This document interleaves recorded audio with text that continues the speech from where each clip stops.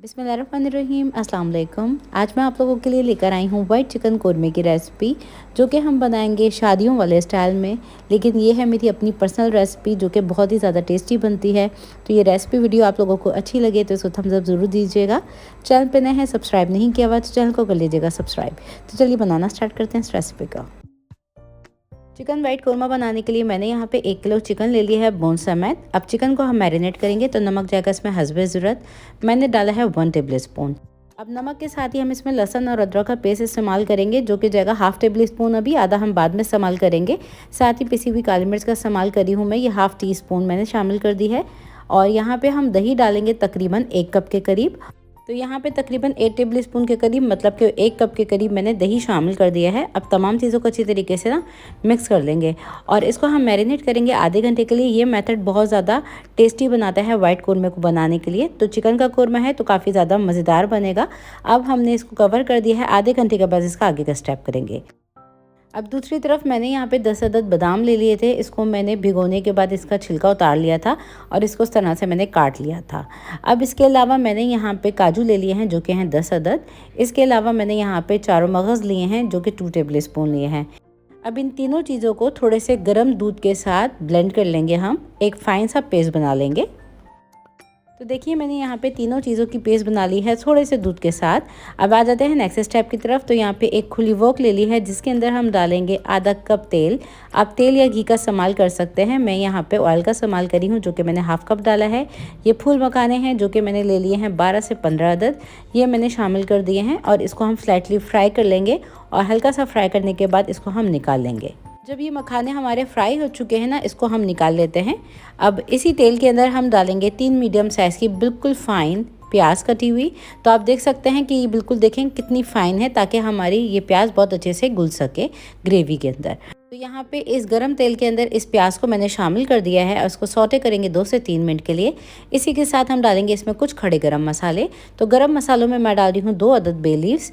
इसके अलावा इसके अंदर हम शामिल करेंगे 1 अदद दालचीनी का टुकड़ा, जिसको मैंने इस तरह से तोड़ लिया था।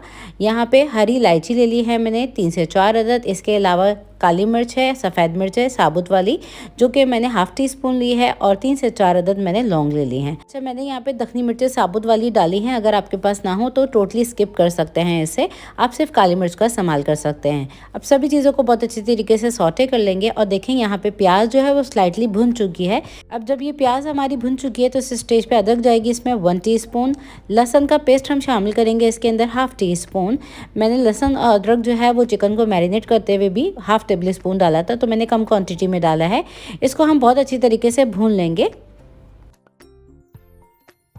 तो देखिए यहाँ पे लहसुन अदरक को मैंने बहुत अच्छे से भून लिया है प्याज के साथ। इस स्टेज पे हमने ये जो चिकन को मैरिनेट किया था ये शामिल कर देंगे और इसको हमने मीडियम टू हाई फ्लेम पे इतना पकाना है कि पिंक से वाइट हो जाए। अब ये चिकन हमारी पिंक से वाइट हो चुकी है। इस स्टेज के ऊपर हम डालेंगे दखनी मिर्चों का पाउडर 1 टीस्पून। तो यहाँ पे साथ ही हम शामिल कर देंगे इसके अंदर जायफल और जवत्री का पाउडर, जिससे बहुत अच्छी खुशबू आएगी। ये 1/4 टीस्पून मैंने कूट के शामिल की है। तमाम चीज़ों को अच्छी तरीके से मिक्स कर लेंगे। चिकन को भून लेने के बाद इसमें हम पानी डालेंगे। उसी बोल का मैंने पानी खंगाल के डाल दिया है, जिसमें मैंने चिकन को मैरिनेट किया था। अब चिकन को हमने मीडियम टू हाई फ्लेम पे पकाना है, कवर करके 10 मिनट के लिए, ताकि चिकन हमारी गल सके। अब तकरीबन 10 से 12 मिनट गुजर चुके हैं। तो देखें चिकन हमारी स्लाइटली भुनने पे है। चिकन का जो तेल है ना वो सेपरेट होने पे है। इसको अच्छी तरीके से हम और भून लेंगे। तो यहाँ पे देखें चिकन को मैंने भून लिया है। इस स्टेज पे हम डालेंगे तीनों चीज़ों का पेस्ट, जो कि मैंने बादाम, काजू और चारों मगज़ का पेस्ट बनाया था दूध डाल के, ये मैंने शामिल कर दिया है।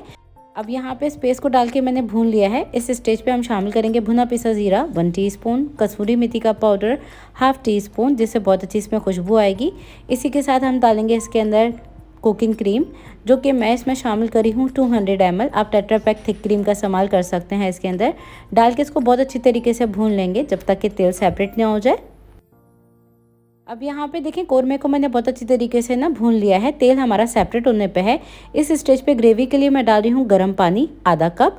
और ये आपकी मर्ज़ी है, इसमें जितनी ग्रेवी रखना चाहें आप रख सकते हैं।